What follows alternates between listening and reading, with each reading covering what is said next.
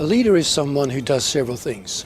A leader is someone who articulates a vision, who takes that vision and adds a strategy, who takes the strategy and brings together people to make it happen, and in the process of that creates an environment, a culture, where people feel they have the confidence to invent, to be innovative, to be creative.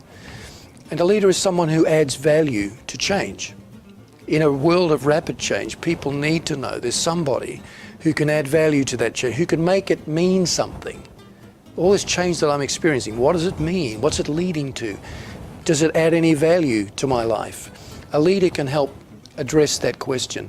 And also I think a leader makes sense of change.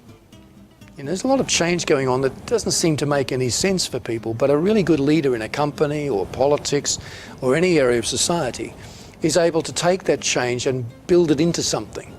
Make it seem like it has meaning. Churchill did that in the Second World War. He took this meaningless, chaotic change that was happening with the war, and for the British people, turned it into something that had meaning. This is our finest hour. We shall fight on the beaches, It wasn't just talk. He was trying to draw out of them something that was already there: determination, courage, boldness, creativity. And I think that's what good leaders do. They make sense of change and they add value to change.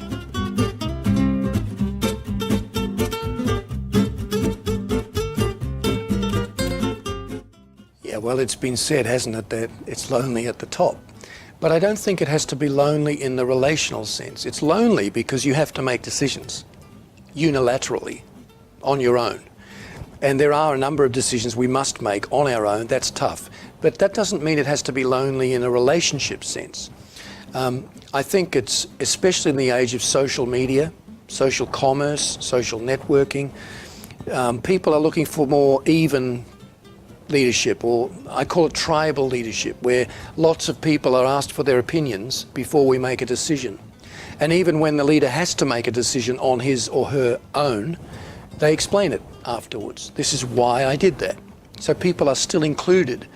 And by including people in our decisions, we're not just helping to get them involved in making wise choices, we're also helping ourselves to feel less isolated.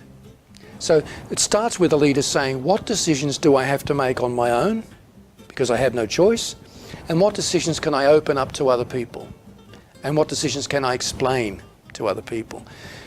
That's, I think, where the beginning of a relationship starts. So I don't think leaders have to be alone in a relationship sense, but they are sometimes alone in making difficult choices. And there's no way of getting around that. That's leadership. That's what it is. I don't know if that answers the isolation part of your question. Leaders are often isolated because they see their security in their status or their title.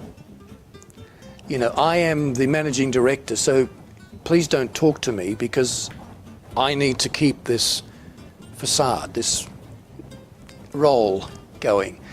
But people respond better if you are open with them, if you are friendly. Some of the most gifted leaders I know who lead very large organizations around the world are really friendly people. They'll sit with you and have coffee. They'll ask you questions about what you do. They'll make you feel like $1 million just sitting with them. And it's not a show. It's very real. They mean it. And that's how they've built great companies, just by being friendly and relational, not being insecure. I think all leaders are insecure, but some people manage it better than others.